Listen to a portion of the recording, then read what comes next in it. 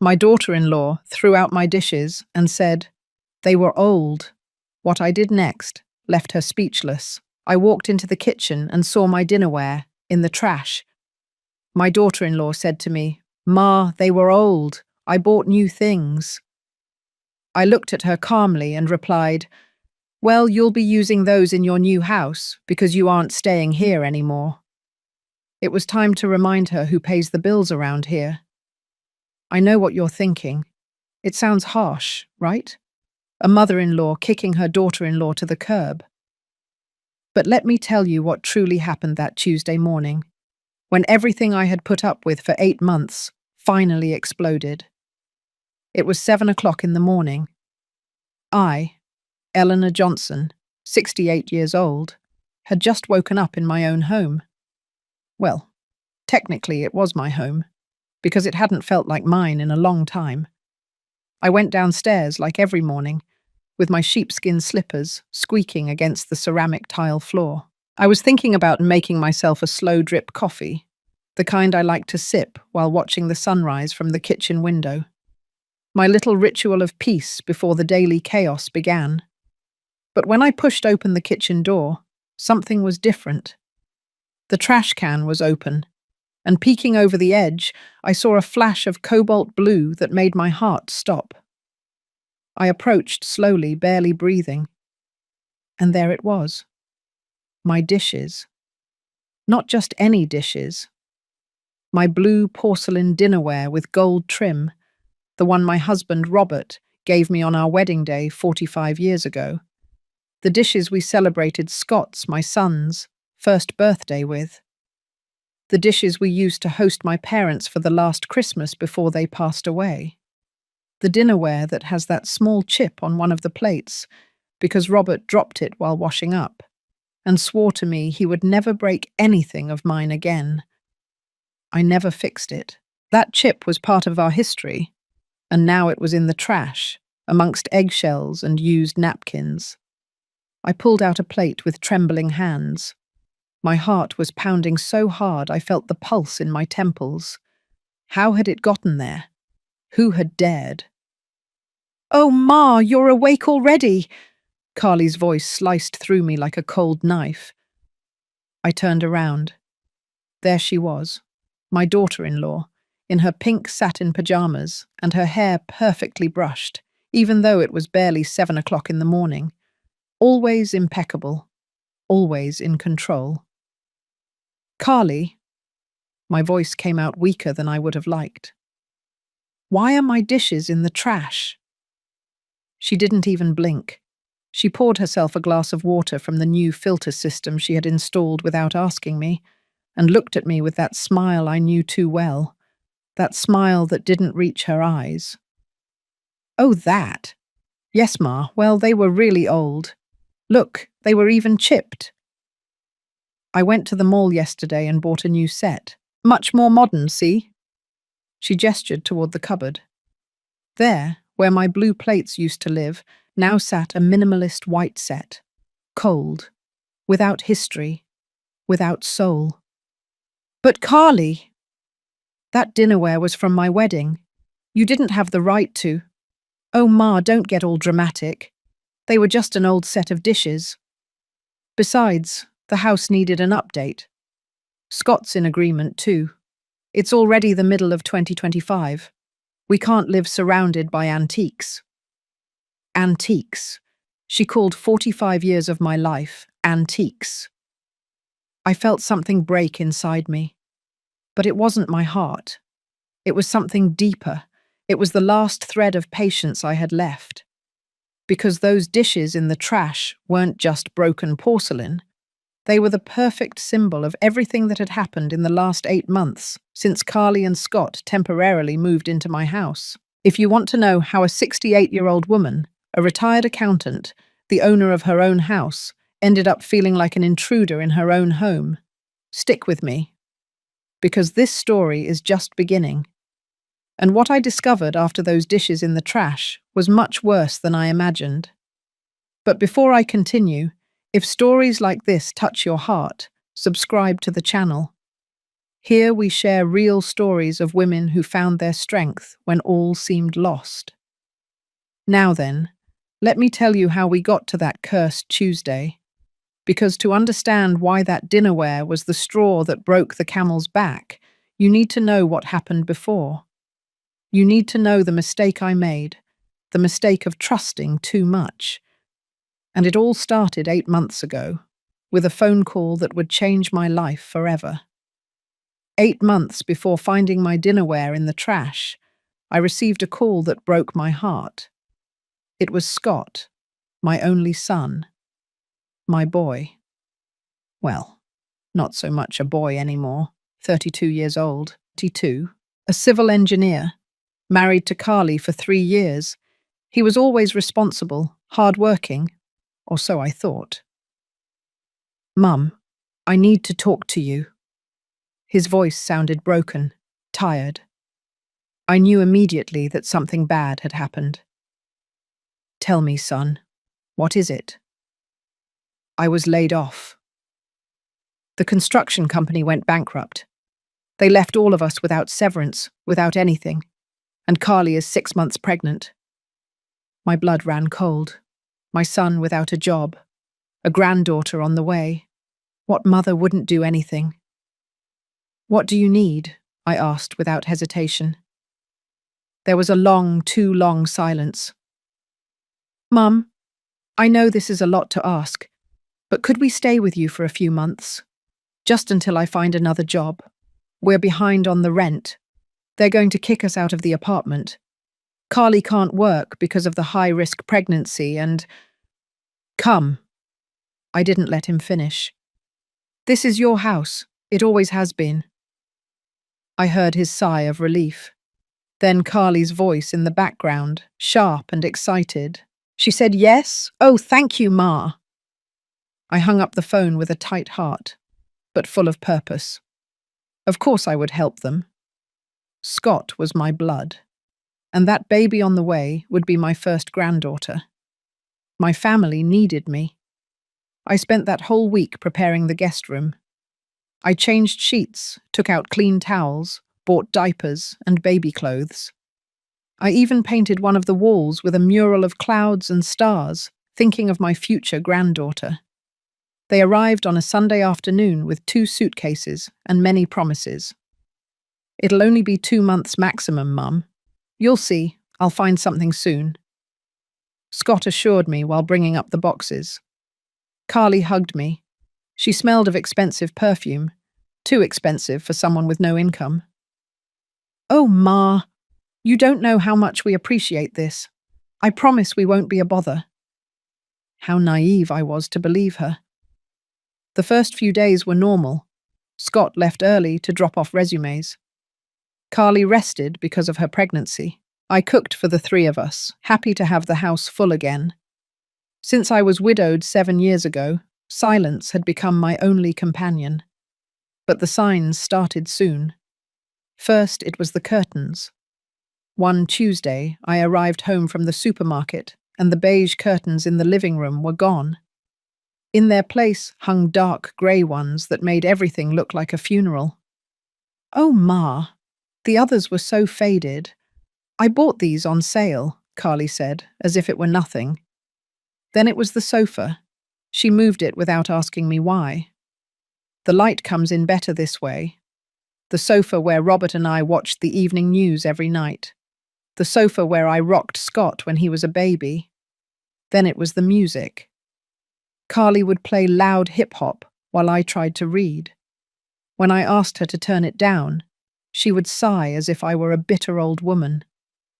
"The baby needs stimulation, Ma. I read it in a book." And I stayed quiet, because they needed support, because they were my family, because a mother doesn't abandon her son in the storm. But the storm was just beginning, and I didn't know that the one who would end up drowning was me. 2 months turned into 3, 3 into 4, and little by little, my house stopped being mine. But the worst was yet to come. No one warns you when you stop being the owner of your own house. There isn't an exact moment. It's like sand slipping through your fingers. One day you have control, and the next you wake up a visitor in your own home. That's what happened to me. By the 4th month, Carly no longer asked permission for anything. She just did it. One Saturday, I came home from the farmer's market with my bags of vegetables and almost fell over from the shock. All the living room furniture was piled up in the hallway. My mahogany bookshelf, my wedding photos, the sideboard I inherited from my grandmother. "What is going on?" I asked with a racing heart. Carly appeared from the living room with a tape measure in her hand.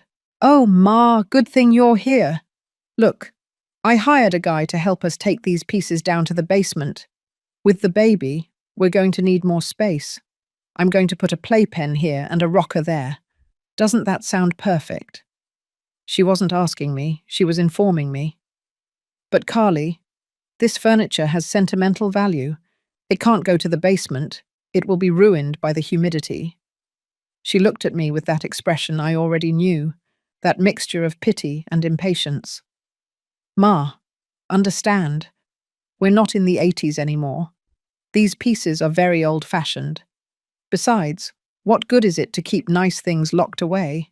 The baby needs space." And she called the young man who was waiting outside. Between the two of them, they began taking my memories down to the damp basement, while I watched them helplessly, the market bags still in my hands. That night I cried in my room, but I didn't say anything. Because Scott was working late looking for jobs. Because Carly was pregnant, and I didn't want to cause her stress. Because I was the mother-in-law, the one who had to endure everything for the good of the family. In the 5th month, Carly's mother arrived. Without warning. I was preparing dinner when I heard the door open. Women's voices, laughter. I walked into the living room and there she was, a woman with huge sunglasses and a travel bag.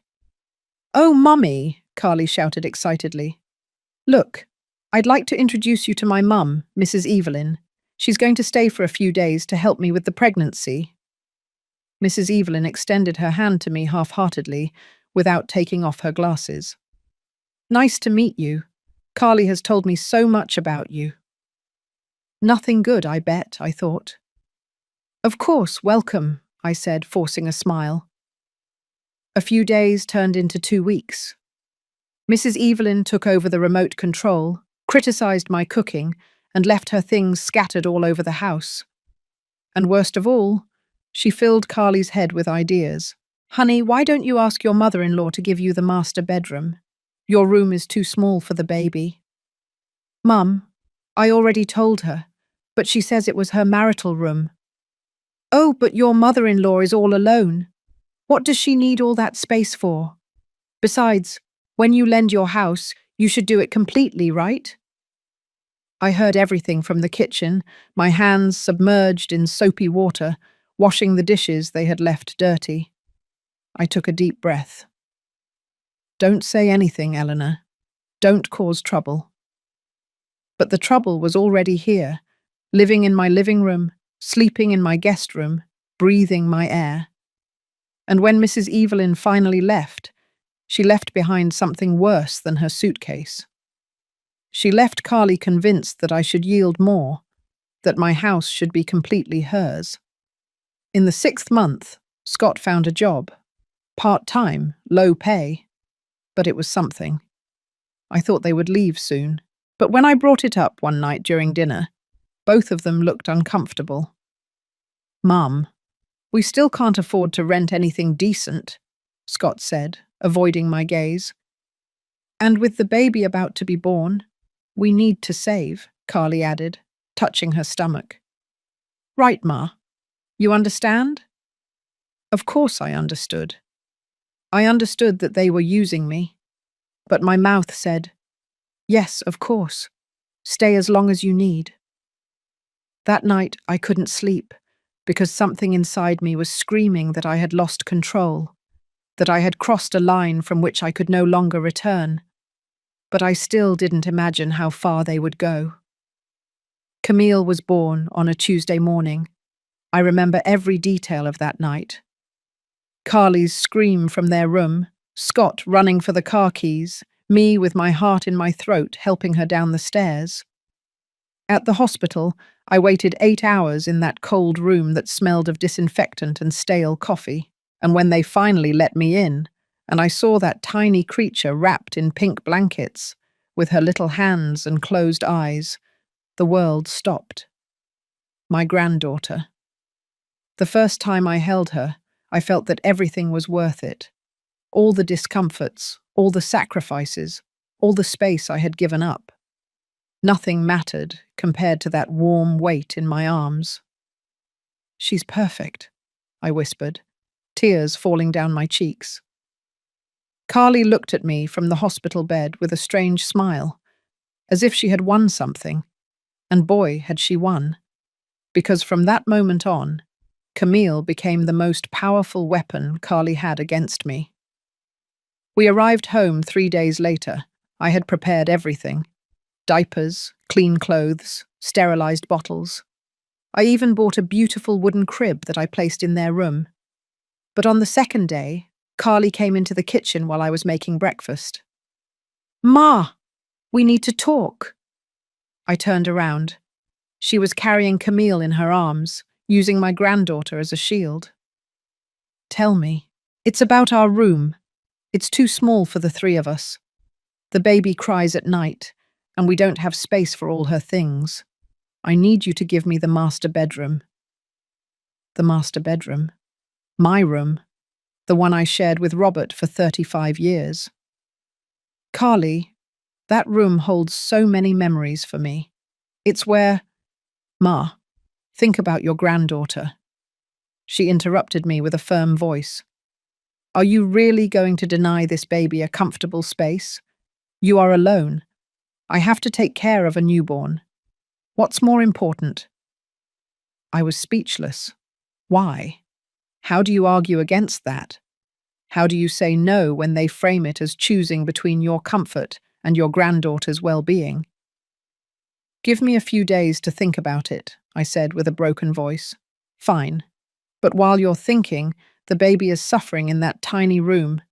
I barely slept last night." 5 days later, I was sleeping in the small room, and Carly had turned my marital room into a baby suite, with a crib, changing table, rocker, and even a mini fridge for the bottles.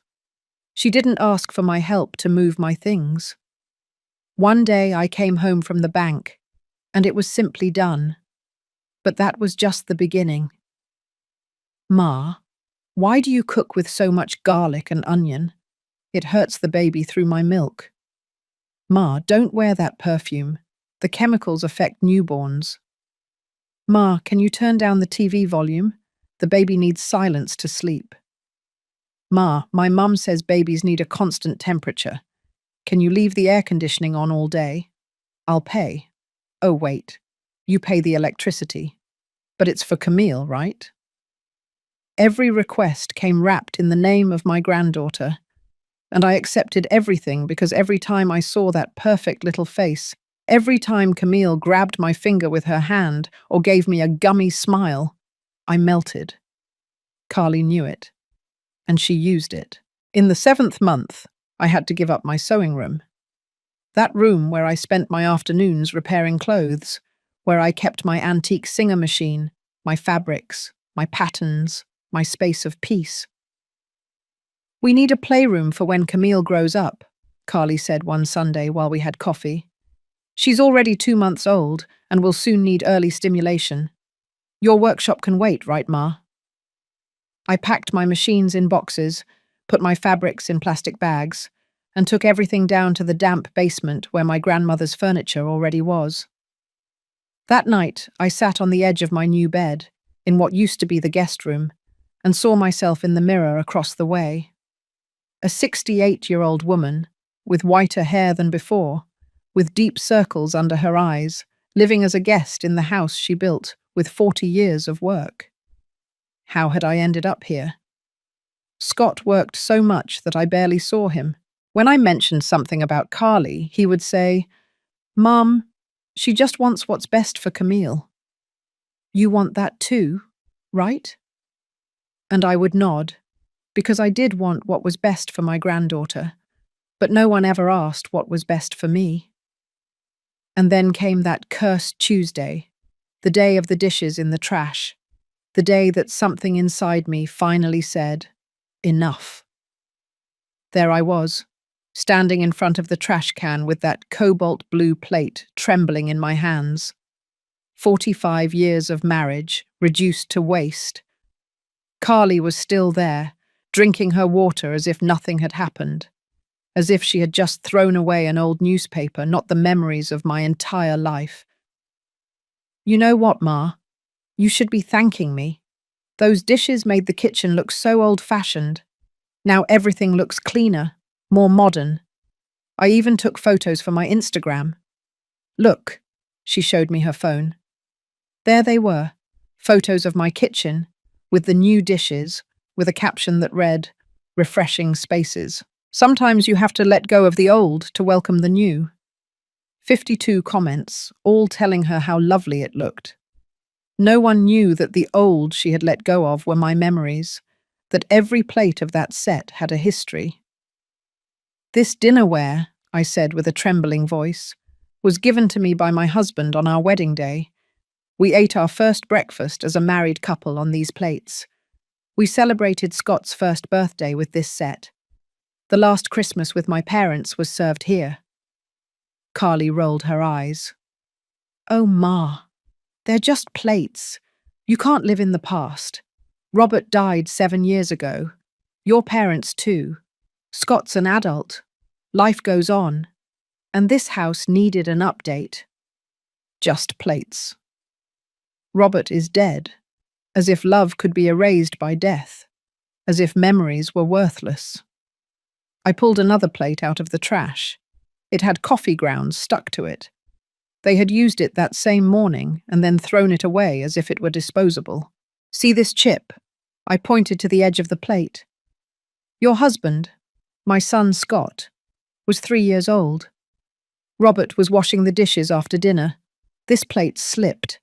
He was so scared he almost cried. He told me, "Honey, forgive me, I broke your wedding plate." And I told him it didn't matter, that accidents happen. I never fixed it because that chip reminded me that nothing has to be perfect to be valuable. Carly sighed with exasperation. Ma, are we seriously going to make a scene over a chipped plate? Look, if it matters that much, keep that one. I threw the rest away. The garbage truck comes in 1 hour. 1 hour. I had 1 hour to rescue 45 years of my life before they ended up in the municipal dump. I knelt down in front of the can. I started taking out the dishes one by one. 8 plates, 6 bowls, 4 cups, the large soup tureen, the small creamer, all stained with trash, covered in eggshells and food scraps. Carly watched me from above with her arms crossed. Oh, Ma, are you really going to take that out? It's all dirty. Yes, I was going to take it out, piece by piece, because this dinnerware wasn't trash. This dinnerware was me. It was my history. It was the proof that I had existed, had loved, had built a family, and someone had thrown it away as if it were worthless. I finished taking everything out. My hands were shaking. My heart was beating so hard I felt the pulse in my ears. I stood up slowly, very slowly, because something inside me was changing. Something that had been asleep for 8 months was finally waking up. I looked Carly directly in the eyes. This dinnerware is worth more than all your new things put together, because this dinnerware has a soul, it has history, it has love. You know what your white plates have? Nothing. They are as empty as you are. Carly's eyes widened in surprise. She had never heard me speak like that. Excuse me? I don't excuse you. Not anymore. I took my dishes to the sink and started washing them. Piece by piece. Carefully. With respect. Carly remained standing there, not knowing what to say. For the first time in 8 months, she wasn't in control of the situation. And while I was washing those trash-covered plates, while I was cleaning off the dirt she had put on them, I made a decision. This had just become a war, and I didn't plan on losing. That night I couldn't sleep.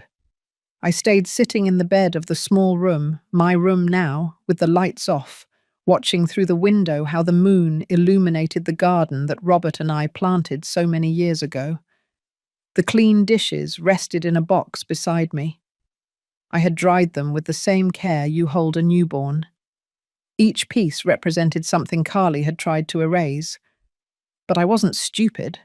The dinnerware wasn't the real problem. The problem was that I had become a stranger in my own house.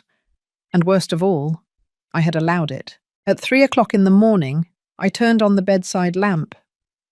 I took a green folder from the drawer where I kept all my important documents.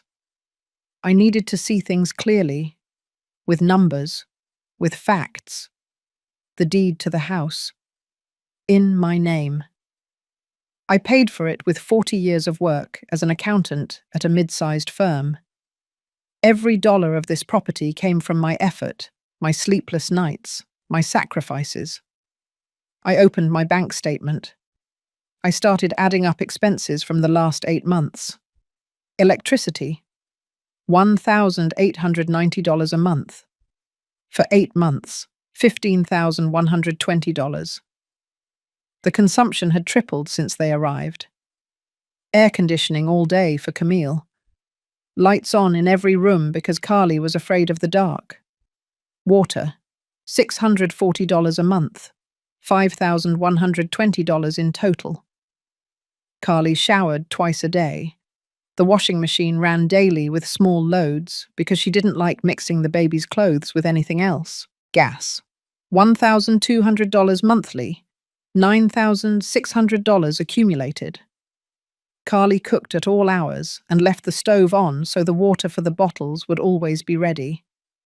Internet, $599 a month, $4,792. She used it to watch her series while Camille slept and upload photos of my remodeled house to Instagram. Groceries, I paid for everything. An average of $350 weekly for 4 people. $11,200 in 8 months. Carly asked for expensive brands, organic baby products, things I never bought when I lived alone. I added everything up. I stared at the final number without being able to breathe. $142,632. In 8 months, I had spent almost $143,000 supporting 3 people who treated me like a servant in my own house. And what had Scott contributed? $150 bi-weekly when he could. $300 a month. $2,400 in 8 months, at most. And Carly, 0. Absolutely nothing. Not $1, not one genuine gesture of gratitude. I kept looking through papers. I found the receipt for the new dishes. $1,850, purchased at Macy's with home delivery. But wait. I looked closer. The payment method said Visa card, ending in 40829.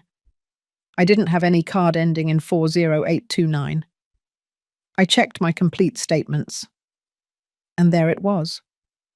A charge of $1,850 at Macy's 3 weeks ago. On my credit card. The one I had kept in the drawer of my desk in the master bedroom. The room that was now Carly's. The air went out of my lungs. Carly had used my card without permission.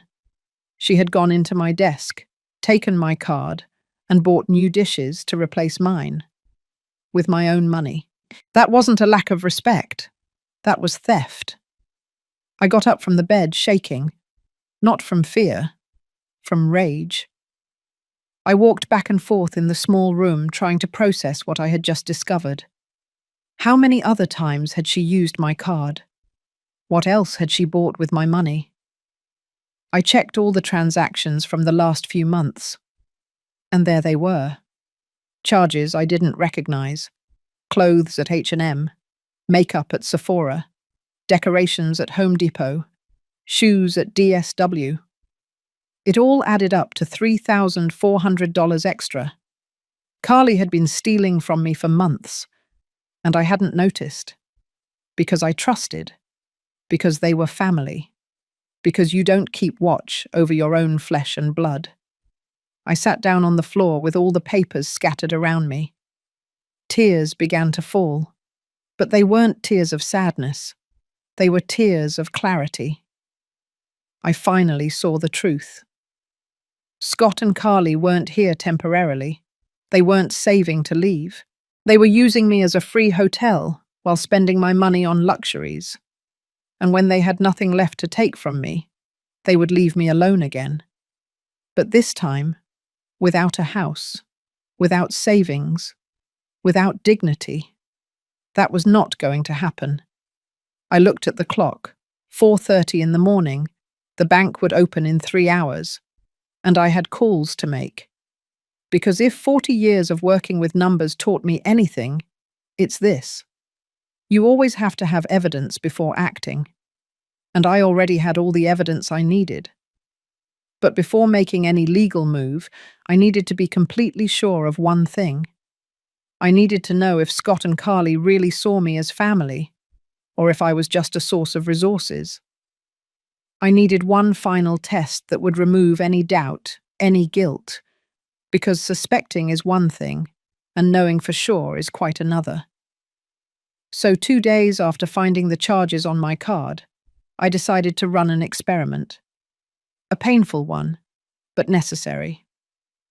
It was Thursday morning. Scott had already left for work. Carly was in the living room watching videos on her phone, while Camille slept in the playpen.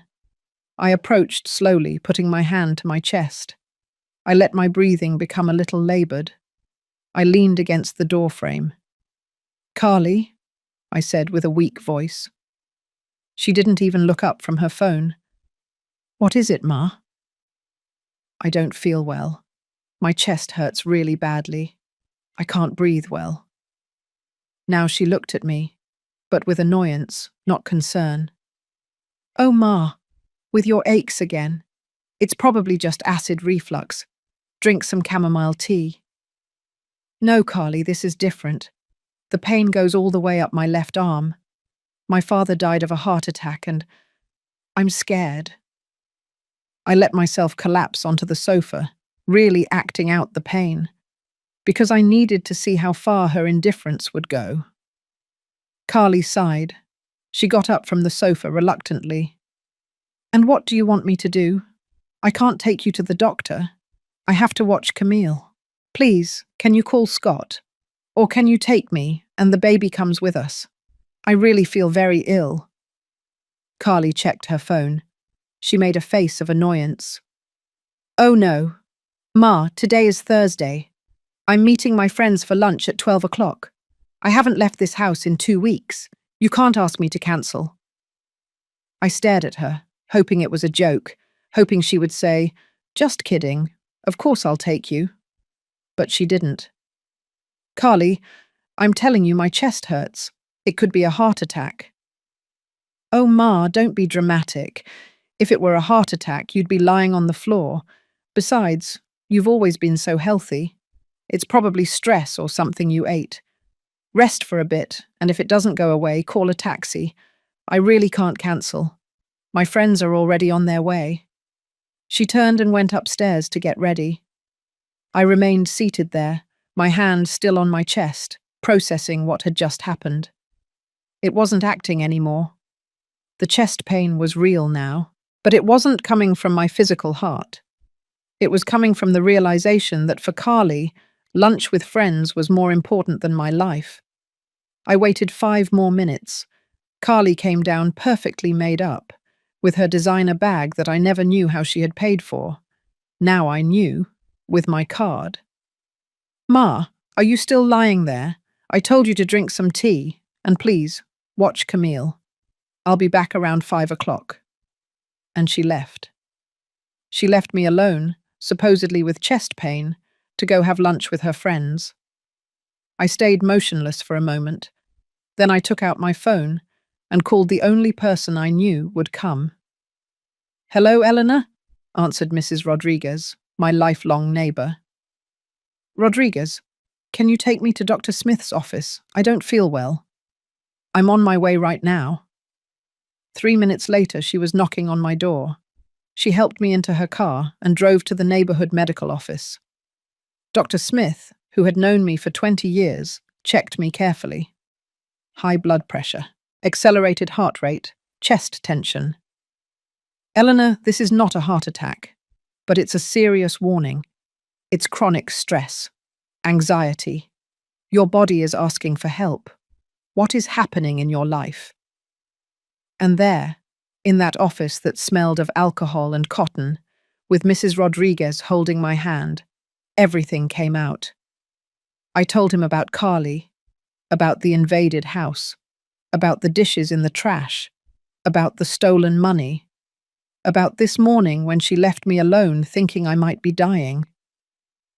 "Eleanor," the doctor said firmly, "if you don't do something soon, the next chest pain will be real.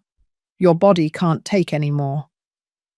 Mrs. Rodriguez squeezed my hand. "Honey, it's time. That girl is slowly killing you, and you are letting her." They were right. Both of them were right. The test was over, and the result was devastating. To Carly, I wasn't family. I was a resource, a free hotel, an open wallet. And Scott, my son, didn't even know what was happening because he was never around, and when he was, he chose not to see. I left that office with a prescription for blood pressure and an absolute certainty in my heart. It was over. My plan would begin tonight, because it was no longer just about money or dishes. It was about my life, and I wasn't going to die a stranger in my own house. I arrived home after 4 o'clock in the afternoon. Carly still hadn't returned from her lunch with friends. I went straight up to the small room and locked the door. I took out my old, hardcover notebook, the kind I use for accounts, and started writing. A plan, step by step. But first I needed professional help, someone who knew the laws, someone I could trust completely. I dialed a number I had saved for years. "Aunt Eleanor," answered a young, surprised voice. "Valerie, my dear, I need your help." Valerie was my niece, the daughter of my younger sister who passed away 10 years ago. I had supported her with part of her law studies. Now she worked at a firm specializing in family and civil law. "Of course, Aunt, what's going on? You sound worried. Can you come tomorrow? I need legal advice, and I need this to stay between us." There was a pause. Valerie was smart. She immediately understood that something serious was happening. "I'll be there tomorrow at 10 o'clock. Is that okay?" "Perfect. And Valerie, thank you." That night, when Carly returned at 8 o'clock, not at 5 o'clock, as she had promised, smelling of wine and with shopping bags, I already had half the plan worked out. The next day, Friday, Scott left early. Carly announced that she was going with Camille to her mum's house for a few hours. It was the perfect moment. Valerie arrived punctually. I saw her through the window get out of her car with a professional briefcase. Tall, hair pulled back, a navy blue pantsuit. The daughter my sister would have been proud to see. I opened the door before she could knock. "Come in, quickly." We sat down in the kitchen. I served her coffee and put everything on the table. Bank statements, receipts, the house deed, photographs of the unauthorized charges on my card. Valerie reviewed everything with a lawyer's eyes. Her expression hardened with each document. "Aunt, this is fraud. Unauthorized use of a credit card. You can file a criminal complaint against Carly. I don't want to put her in jail. I just want them to leave my house and give me back my money." "I understand. So we'll do this." Valerie took out her laptop and started typing. "First, we're going to create an eviction notice. You have every legal right. This is your house. It's in your name. They don't pay rent or have a lease. We'll give them 30 days to vacate. What if they refuse? Then judicial eviction proceeds. But with this document, you have legal backing. Second, you need to block all your cards today, call the bank, and report the unauthorized charges. Won't that get Carly into trouble? Aunt, she's already in trouble. She committed a crime. You're being kind by not reporting her directly to the police. Valerie kept typing. The sound of the keyboard filled the kitchen like a war drum. Third, we're going to calculate everything they owe you. Utilities, food, use of your property. If you want to reach an agreement, you have a legal basis to demand compensation. We spent 3 hours reviewing everything. Valerie drafted an impeccable document, formal but clear. When she finished, she showed it to me. Notice of eviction. It specified that Scott Johnson and Carly Mendez had 30 calendar days to vacate the property located at 45 Maple Drive, Long Island, New York. A copy of the deed and a breakdown of expenses were attached. This has legal weight, Aunt. If you sign it and give it to them with witnesses present, they can't claim later that they didn't know. Witnesses? Yes, I can be one, and we need one more person. Mrs. Rodriguez? I nodded. My neighbor wouldn't hesitate to help me. One more thing, Aunt. Valerie looked at me seriously. Are you ready for this? Because Scott is your son. It's going to hurt to see him angry. He's going to say mean things. He's going to try to make you feel guilty. I was quiet for a moment. I thought about Scott as a baby, as a teenager, about all the times I supported him, hugged him, defended him. But I also thought about the Scott of now, the one who was never around, the one who chose not to see, the one who had left me at the mercy of his wife. I'm ready, I said with a firm voice. I'm not just his mother anymore. I'm also Eleanor, and Eleanor deserves respect. Valerie smiled. She squeezed my hand. There's the aunt I know, the one who doesn't let anyone walk all over her. We printed 3 copies of the document. I signed them with a trembling but determined hand. Valerie hugged me before leaving. When you're ready to deliver it, call me, I'll come. I watched her drive away in her car. I went up to my room and locked the documents in my nightstand. The plan was ready. Now only the right moment was missing. But first, I needed to know one last thing. I needed to confirm my suspicions about Scott and Carly's true intentions.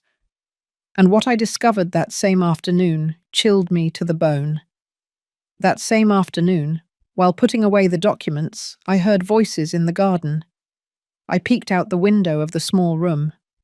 Scott had arrived early. He was with Carly next to the fountain that Robert installed years ago. They were talking quietly, but the wind carried fragments of their conversation to my window. Sweetheart, just 6 more months and we'll have enough for the down payment, Carly was saying. Are you sure? My mum has been acting weird lately, Scott replied. Your mum is pure drama. As long as she has Camille nearby, she won't do anything. We have her eating out of our hand. I felt the floor open up beneath me. Still, maybe we should look for something soon. I don't want to take advantage. Scott's voice sounded guilty. Oh, Scott, don't be silly. Your mum lives alone in this huge house. We're doing her a favor by giving her company. Besides, why pay rent when we can save here? In 6 months, we'll save up the $20,000 for the down payment and leave. Easy. $20,000. They wanted to stay 6 more months to save $20,000 while I paid for everything. What if she gets mad? Scott asked. She won't get mad. She's your mum. American mothers put up with everything for their children. Besides, I've already taken about $5,000 from her card, and she hasn't even noticed. Scott didn't say anything. He didn't scold her. He wasn't outraged. He just stayed silent. And that silence told me everything I needed to know. My son knew. Maybe not the details, but he knew Carly was using me, and he allowed it. I closed the window with trembling hands. Not from fear, from fury. It was over. I went downstairs. I walked into the garden where they were still talking. I need both of you to come to the living room now. My voice came out so cold that they both turned around in surprise. Mum, what's going on? Scott asked. To the living room now. We went inside. I remained standing. They sat on the sofa, Carly with Camille in her arms. I took out the documents I had printed with Valerie. I placed them on the coffee table.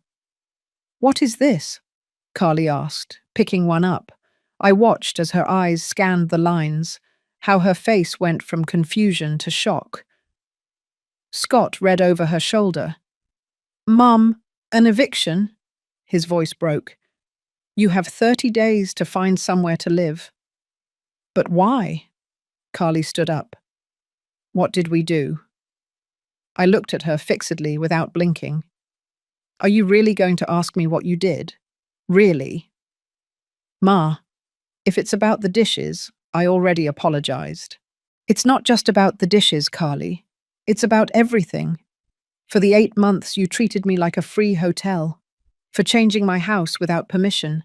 For kicking me out of my own bedroom. For dismantling my sewing room. For using my credit card without authorization.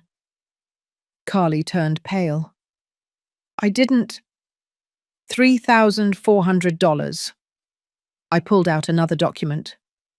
That's what you spent on my card without my permission. Here are all the charges.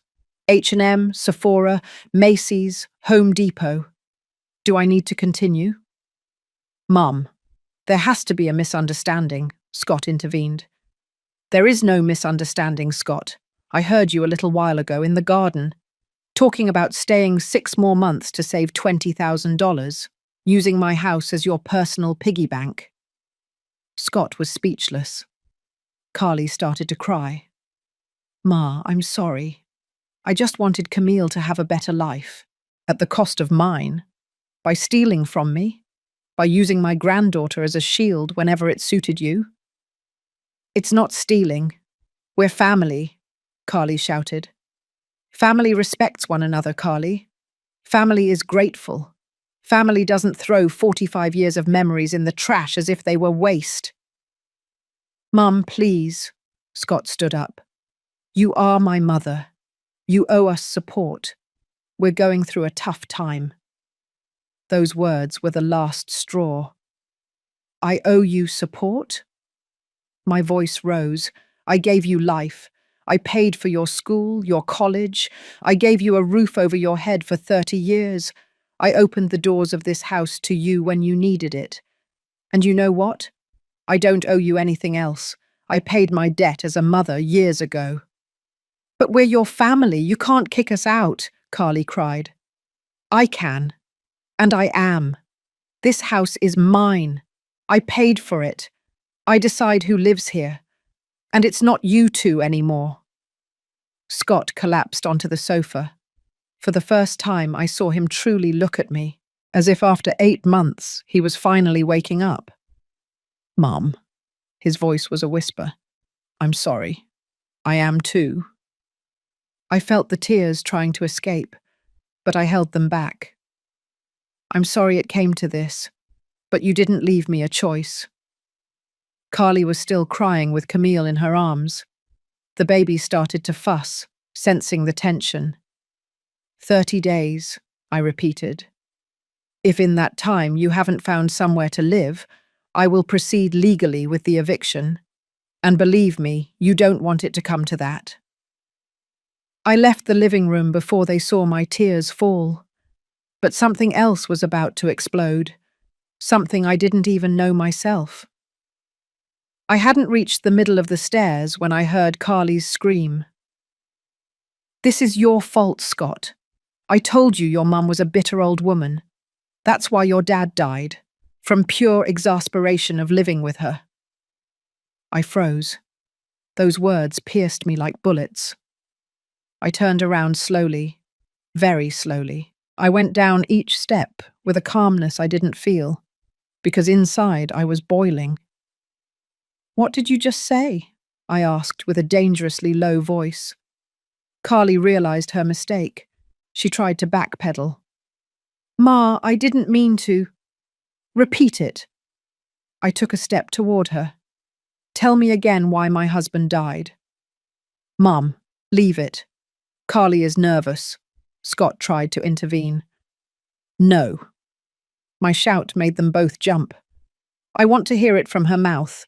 Do you think Robert died of exasperation from living with me?" Carly swallowed hard, but I had underestimated her. When she felt cornered, she attacked. "Well, look at how you keep this house. Old, old-fashioned, full of dirty dishes. Your house is ugly anyway. That's why I had to renovate it." Something in me broke, but not from pain, from absolute clarity. I walked to my desk in the dining room. I took out a folder I had prepared that morning after talking to Valerie. I had kept it there, waiting for the right moment. And this was the moment. "You want to talk about ugly things, Carly? Let's talk about this." I opened the folder. I took out the bank statements with the charges marked in fluorescent yellow. One by one, I put them on the table. $1,850 for new dishes. With my card. $320 for clothes for you. With my card. $180 for makeup. With my card. $450 for home decoration. With my card. $600 for shoes and bags. With my card. I kept taking out papers. The piles grew on the table. "You know what this is called, Carly? Fraud. Unauthorized use of a credit card. It's a criminal offense." Scott jumped up, snatching the papers from me. His eyes scanned the numbers, the dates, the charges. "Carly," his voice trembled, "is this true?" She didn't answer. She just stood there, with Camille crying in her arms. "Answer me," Scott yelled. "Did you steal my mum's card?" "It's not stealing. She has plenty of money," Carly defended herself. "She lives alone in this huge house collecting her pension. Why does she need so much? We have a baby." "And that gives you the right?" Scott was red with fury. "That gives you the right to steal?" "Your mum owed us help. My mum told me. When someone lends their house, they should do it completely, not half-heartedly. Your mum is selfish." "Enough!" Scott's shout made the walls vibrate. "Stop it, Carly." For the first time in 8 months, I saw my son truly defend something. Defend me, but I wasn't finished. "There's more." I pulled out another document. "This is the call history from my landline, the one in the kitchen. See these calls marked in red? They're all to the bank. 32 calls in 3 months. Carly turned deathly pale. "I received an email from the bank 2 weeks ago, asking me if I had authorized a credit limit increase. I never requested that. But someone called pretending to be me, and the bank has those calls recorded." I took out one last paper, a screenshot of an email. "You also intercepted my email, didn't you? The bank sent me a limit increase notification. I never received it. Until I checked my email account and found that someone had marked all the bank emails as read and moved them to the trash." Scott was looking at the papers as if he couldn't believe what he was seeing. "Carly, tell me this isn't true. Please." She began to cry uncontrollably. "Your mum has us living on scraps. She treats us like we owe her our lives. I only took what we deserved." "You deserved nothing." My voice was icy. "I opened my house to you. I fed you. I supported you. I gave you my bedroom, my space, my peace. and you repaid me by stealing from me, humiliating me, and throwing my history in the trash. I turned towards Scott. $3,400 in unauthorized purchases. But if we add up the utilities, the food, the use of my property, you owe me over $16,000. Mom, I didn't know. But you also chose not to see. I looked him directly in the eyes. You left every morning, leaving me alone with her. You never asked how I was. You never noticed that I wasn't cooking with garlic anymore, that I wasn't sewing, that I wasn't myself in my own house. Scott collapsed onto the sofa with his head in his hands. Carly was still crying, but now they were tears of rage, not remorse. You have two options. I held up two fingers. Pay the $3,400 of the unauthorized charges and leave in 15 days, not 30. Or I file the criminal complaint for fraud, and a judge resolves this. The silence that followed was deafening. Only Camille's crying and Carly's sobs could be heard. And I, standing in the middle of my living room, in my house, finally recovering my voice. Carly slumped onto the sofa. Her crying changed. It was no longer rage, it was panic, because she finally understood that I was serious. Ma, please! Her voice was choked. Don't do this. Think about Camille. She's your granddaughter. Are you really going to separate us? You separated yourself when you decided to steal from me. Scott lifted his head. His eyes were red. Mum, give me time. I'll pay you back everything. But don't file the complaint. Please. Carly wouldn't actually go to jail, would she? It depends on the judge, but with this evidence, it's very likely she would at least get a criminal record, and that means she couldn't work in many places, or get credit, or travel to certain countries. Carly started hyperventilating. No, Scott. Do something. Tell your mum to stop. I should do something. Scott looked at her with an expression I had never seen on him. Where were you when my mum needed help? When she had that chest pain and you went out to lunch with your friends, leaving her alone? Where was your concern? Carly's eyes widened in surprise. How do you know that? Mrs. Rodriguez told me yesterday. She ran into me at the store and asked how my mum was doing after the scare. I had no idea what she was talking about. I had to ask her, and I was embarrassed, Carly. Very embarrassed to know that my mum could have had a heart attack, and I didn't even find out because you didn't tell me anything. I just thought it was pure drama. My mum never makes a scene. Scott stood up. That's my mum. The woman who was widowed and raised this house alone. The one who worked 40 years to have something of her own. And you call her dramatic. It was the first time in 8 months that Scott defended something with such passion. I wish it had been sooner. I wish it hadn't had to come to this. Carly hugged herself, rocking Camille. My mum told me that when a mother-in-law offers her house, it's her obligation to support the whole family. That I didn't have to ask permission for anything because it was my right. And there it was. The truth behind everything. Your mum filled your head with wrong ideas, I said with exhaustion, and you believed them because they were convenient for you. Carly burst into tears again, but differently. This time there was some genuine remorse in her crying. I'm sorry. I really am sorry. I don't know when everything got out of hand.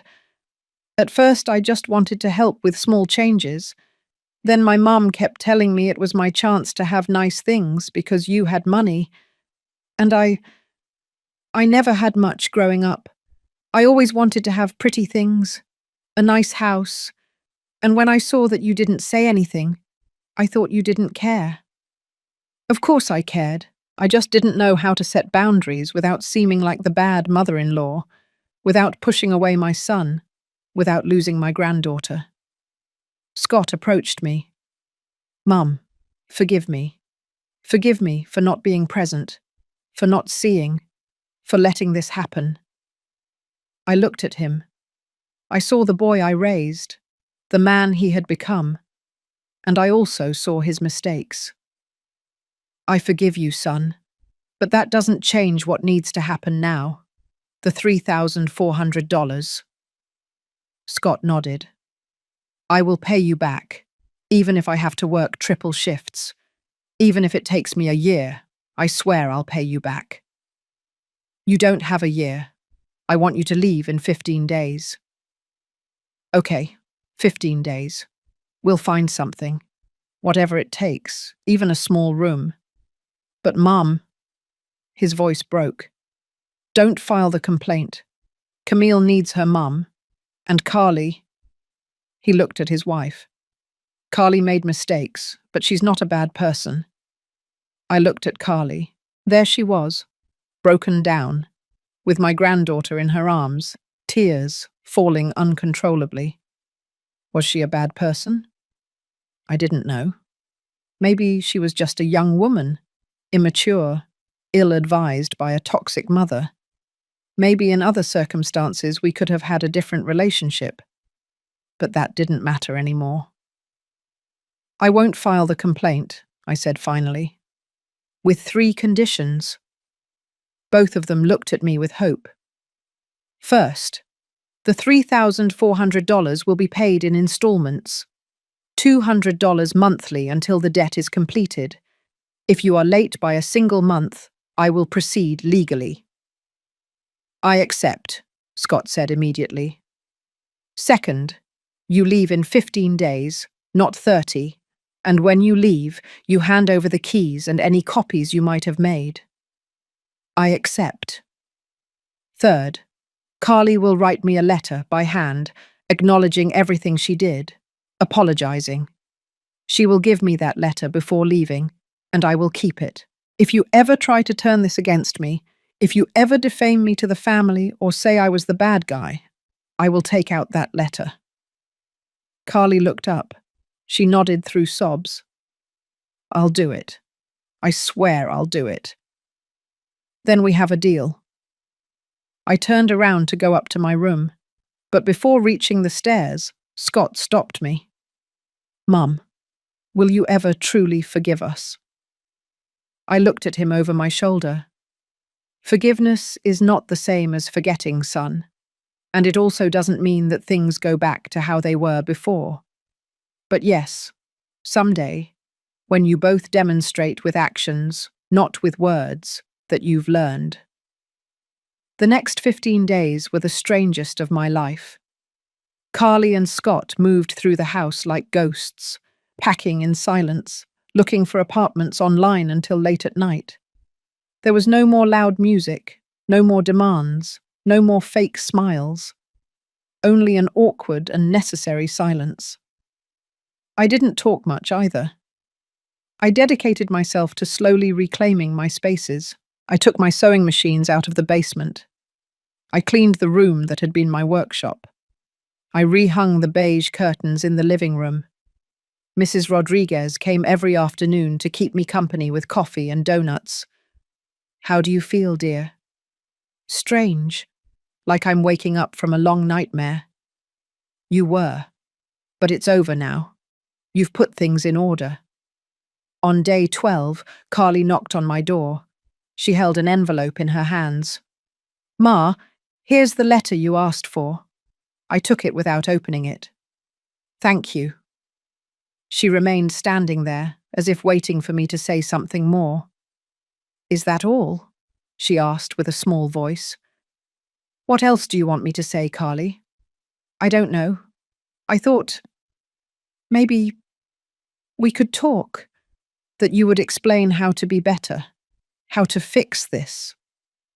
I looked her directly in the eyes. It's not my job to teach you how to be respectful. You should have learned that years ago, and there's nothing to fix between us. There are only consequences to live with. Her eyes filled with tears again. Do you hate me? That question surprised me. I thought about it for a moment before answering. I don't hate you, Carly. Hate requires energy that I no longer have. I simply no longer trust you. And without trust, there can be no relationship. She left my room without saying anything else. Day 15 arrived too quickly and too slowly at the same time. Scott rented a truck. Between him and a friend, they took down the few things they had brought 8 months ago. Now they had more, much more. Things they had bought with my money without my knowledge. They found an apartment in the Queens neighborhood, 2 bedrooms, 860 square feet, rent of $1,100 monthly. Scott would work 2 jobs to pay for it. Carly would have to look for a job too. Real life had finally caught up with them. At 4 o'clock in the afternoon, the truck was loaded. Scott came in one last time. "Mom, everything's packed. We're leaving now." "Good. Here are the keys." He placed them on the kitchen table. "These are all of them. We didn't make copies." "Thank you." There was a long silence. Scott wanted to say something, but couldn't find the words.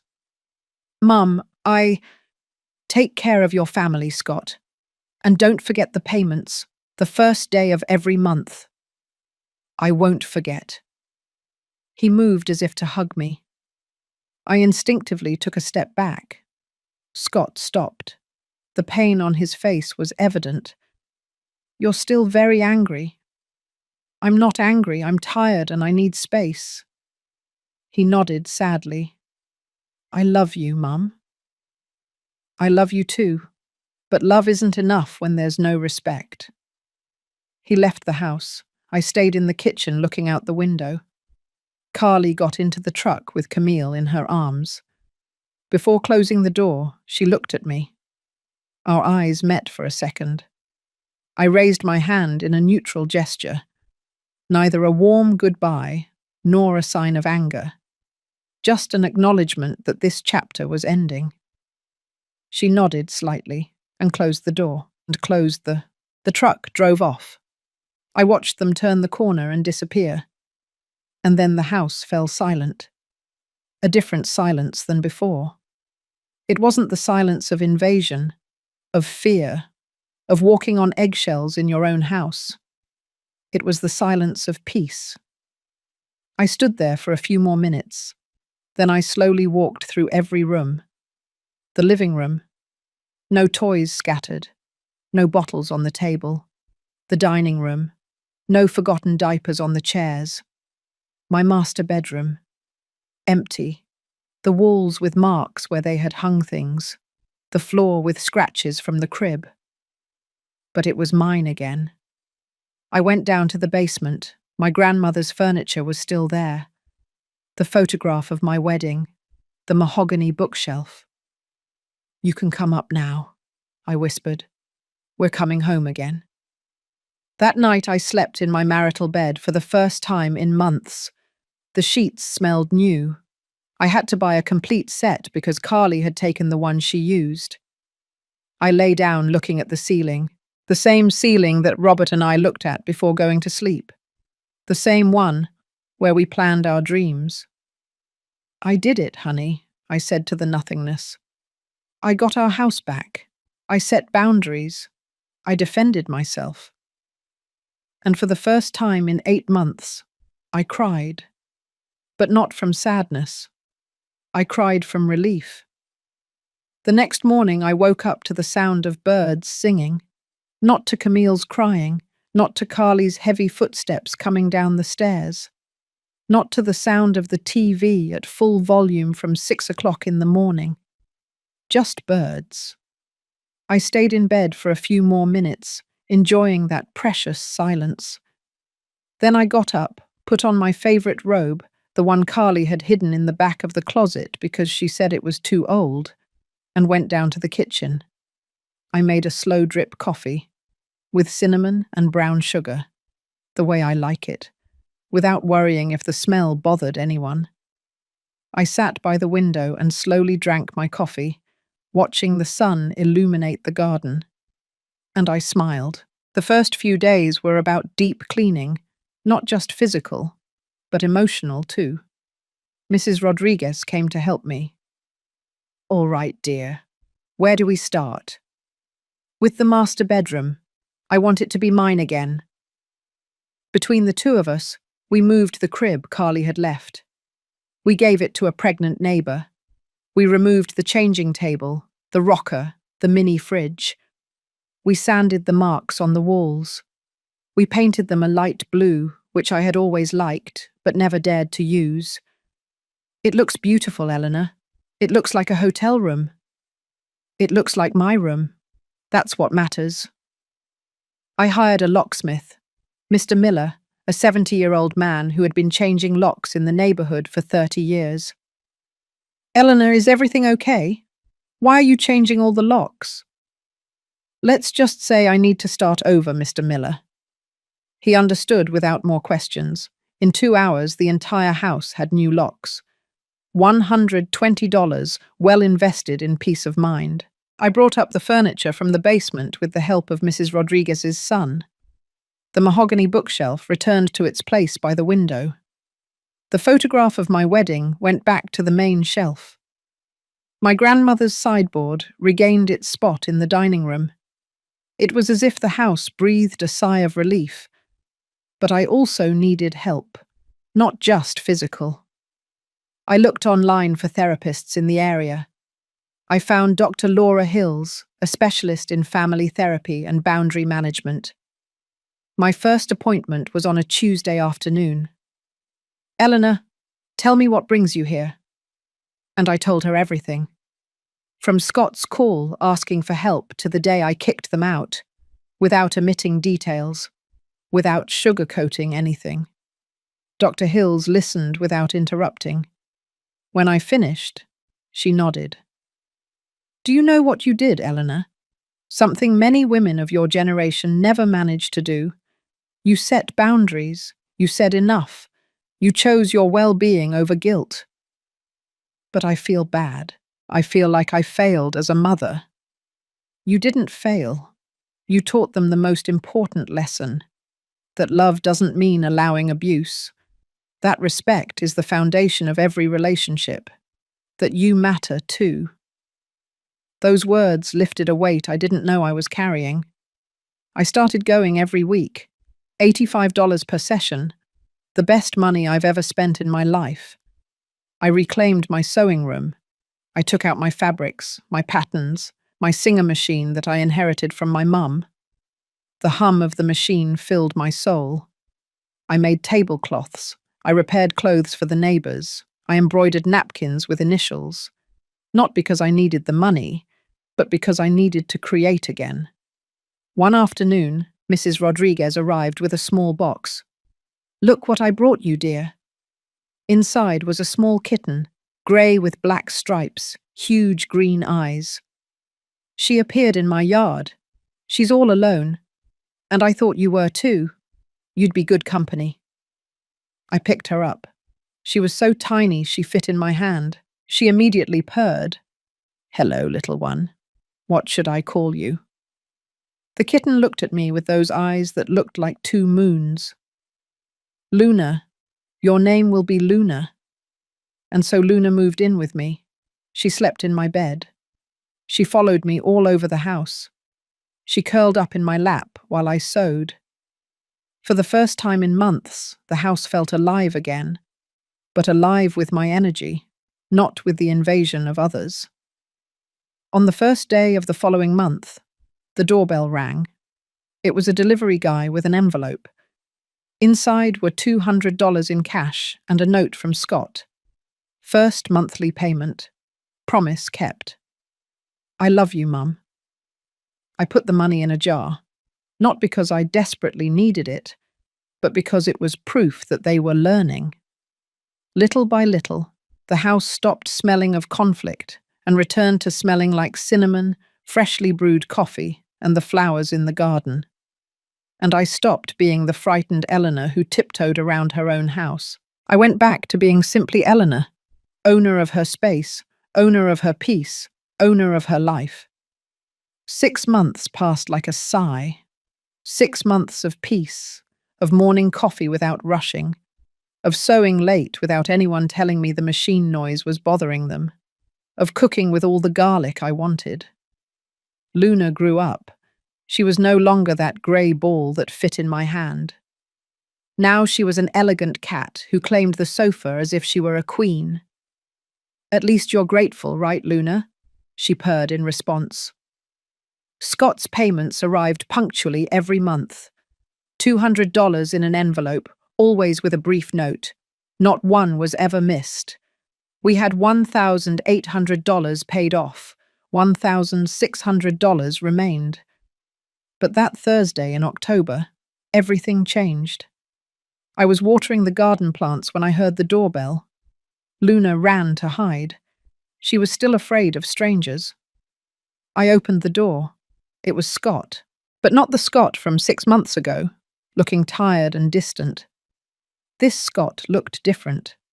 Thinner, yes, but with clearer eyes, more awake. "Hi, Mum." Scott. I stayed in the doorway without inviting him in. "Can we talk? Just 5 minutes, I promise." I hesitated, but something in his gaze made me nod. 5 minutes. We sat in the living room. He looked at everything with nostalgia.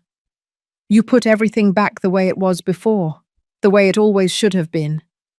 He nodded without defending himself. "Mum, I came to tell you something, and I don't want you to think it's for my own gain or to look good. I'm listening." He pulled an envelope from his jacket.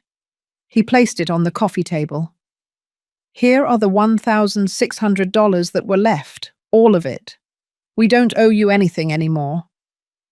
I stared at the envelope without touching it. "Scott, the agreement was $200 a month. Where did you get this money?" "I sold my car. It was the right thing to do. I couldn't keep paying in trickles something that Carly and I have owed for months. I needed to close this debt to truly start over." I looked at him with new eyes. This was the son I had raised, the responsible one, the one who owned his mistakes. "Carly is working," he continued. "She got a job at a clothing store. She doesn't earn much, but it helps. And I have 2 jobs, one part-time as an engineer and another at night supervising a construction site. We're tired, Mum. Very tired. But we are learning." "And Camille?" His face softened when he heard his daughter's name. "She's good. Big. Beautiful. She's already walking. She's saying words. She asks about you sometimes. She points at the photos and says, 'Grandma.'" I felt a lump in my throat. "Do you talk to her about me?" "Of course. We tell her that Grandma Eleanor is a strong woman who taught us to be better. And when she's older, we'll tell her the whole truth, so she can learn." I took the envelope. I opened it. I opened, indeed, $1,600 in bills. "You didn't have to rush to pay everything." "Yes, I did. Because as long as I owed you money, we were still tied to the mistake, and I needed to close that chapter to be able to ask you for something." "What is it?" Scott took a deep breath. "Give me permission to visit you. Once a month. Have a coffee. Talk. Nothing more. Not ask you for anything. Not bring problems. Just reconnect. As mother and son. And Carly? She understands that she has to earn your trust again. She won't look for you. But she did ask me to tell you something." "What?" "That thank you. That if you hadn't kicked her out of here, she would have never learned what it means to work for what you have. That she would have never matured. That what she felt was cruelty at the time, she now sees as the push she needed." I was surprised to hear that. Did she really say that? She did. She's in therapy too, with a therapist her boss recommended. She's working on her problems with her mum, learning to set boundaries, understanding why she did what she did. We were silent for a moment. Luna peeked out from the hallway, assessing whether Scott was safe. "That's Luna," I said, pointing to the cat. "She's pretty. Does she keep you company?" "Very much. And she doesn't criticize my dishes." Scott let out a sad laugh. "Mum, I'm sorry. For everything. Not just for the money or for leaving you alone. Sorry for not seeing that you were suffering. For not defending the house where I grew up. For forgetting everything you taught me about respect. You already said sorry months ago." "I know. But now I say it differently. Now I truly mean it. Because now I know what it costs to survive, to pay bills, to support a family. And I understand everything you did for me for 30 years. His voice cracked. I saw tears in his eyes. "And I understand how much it must have hurt you to see me choose Carly over you. Not because a son shouldn't defend his wife, but because I didn't defend anyone.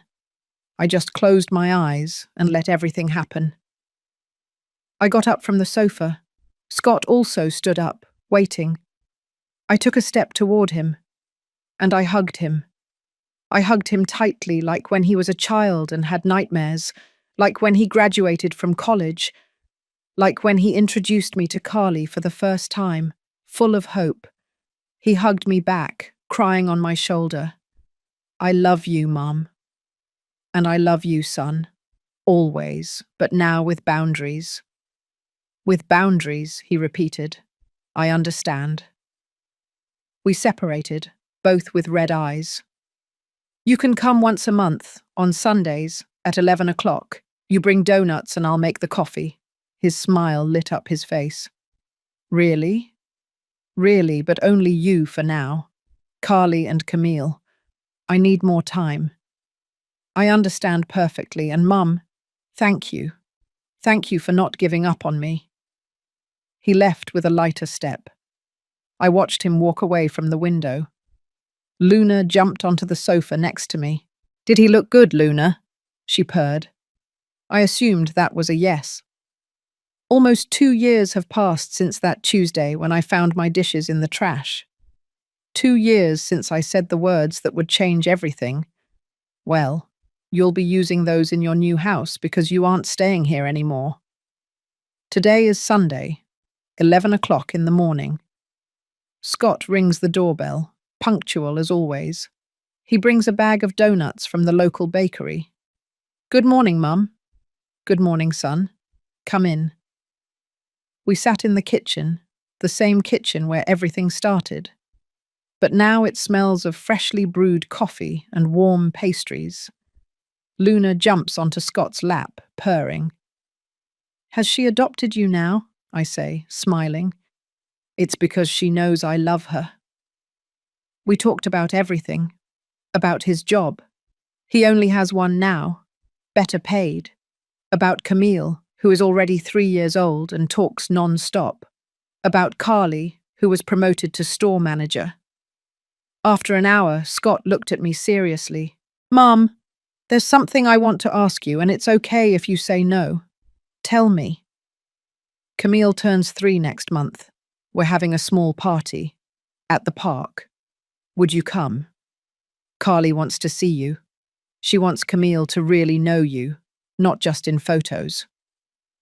I remained silent for a moment, thinking. In these 2 years, I have worked hard on myself, on healing, on understanding that setting boundaries doesn't make me a bad person, that saying no is an act of self-love. But I have also learned that forgiveness doesn't mean forgetting. It means releasing the poison so it doesn't sicken my soul. I'll go, but only for 2 hours, and Carly and I will talk alone before the party.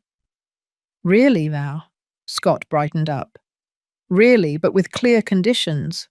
This doesn't mean everything has gone back to how it was before. It means I'm willing to build something new, different, healthier." "Mum, you don't know what this means to us.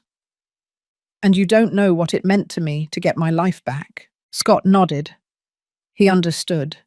He finally understood. After he leaves, I stay alone in the kitchen. I take down that box I stored 2 years ago from the high shelf, my cobalt blue dinnerware, the one I rescued from the trash, the one I washed with so much care, the one I thought I would never use again because it hurt too much. But a few months ago, I did something special with it. I took it to an artisan who works with the Japanese technique kintsugi, that ancient technique where they repair broken pottery by filling the cracks with gold. They don't hide the breaks, they celebrate them. They turn them into art. The artisan repaired every chip, every crack. Now my plates have golden lines that shine with the light. They are more beautiful than before, because the scars tell their story. I take out a plate, the one Robert dropped so many years ago. Now the chip is sealed with a line of gold that looks like a small river. I pour myself a coffee. I sit by the window with my blue and gold porcelain plate. Luna jumps onto my lap, and I think about everything I went through, how I got lost in the silence, how I recovered my voice, how I almost forgot who Eleanor was to please others.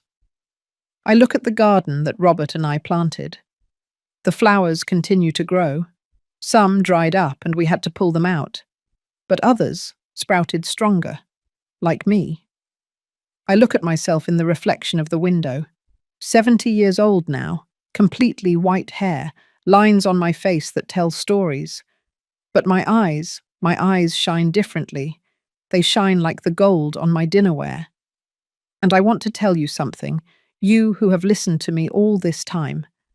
If you are living in your own house, feeling like a visitor, if someone is erasing your history because they don't value it, if they tell you that you are dramatic for wanting respect in your own space, listen to me closely. You are not selfish for setting boundaries. You are not a bad mother-in-law, bad person for saying enough is enough. True love doesn't ask you to annul yourself. It asks you to respect yourself first, so you can respect others. I learned that my dishes were not just porcelain. They were the proof that I had existed, that I had loved, that my life had value. And when someone threw them in the trash, they didn't just discard dishes, they discarded my dignity. But I rescued it. Piece by piece, I cleaned it, I repaired it, I turned it into something more valuable. And I did the same with myself. I rescued myself from the emotional garbage heap where they had thrown me. I cleansed myself of the guilt. I repaired myself with therapy and boundaries. And now I shine differently, not stronger, differently, with the scars visible, with the gold of lessons learned. Because what is broken can be even more beautiful when you decide that you deserve to be repaired. I raise my coffee cup. I toast to the window, to life, to myself, to the women who say enough, to those who reclaim their house, to those who learn that saying no is a complete sentence, to those who discover that true wealth is not in what you possess, but in what you do not allow them to take from you. Luna meows. I think she agrees. And I, Eleanor Johnson, 70 years old, retired accountant, owner of her house and her destiny, sip that coffee, savoring every drop. Because finally, after all this time, I came home, to my true home, the one I carry within. If this story touched something in your heart, if it made you reflect on your own boundaries, or if you know someone who needs to hear it, leave me a comment telling me where you are watching us from. Did you identify with Eleanor? Have you experienced something similar? I would love to read your thoughts. And if these life stories of women who find their strength when all seems lost inspire you, subscribe to the channel. Here we share stories that remind us that it is never too late to reclaim our dignity. Give this video a thumbs up if Eleanor taught you that self-love is not selfishness. I'll see you in the next story. And remember, your dishes, your memories, your life are not trash to anyone. See you soon.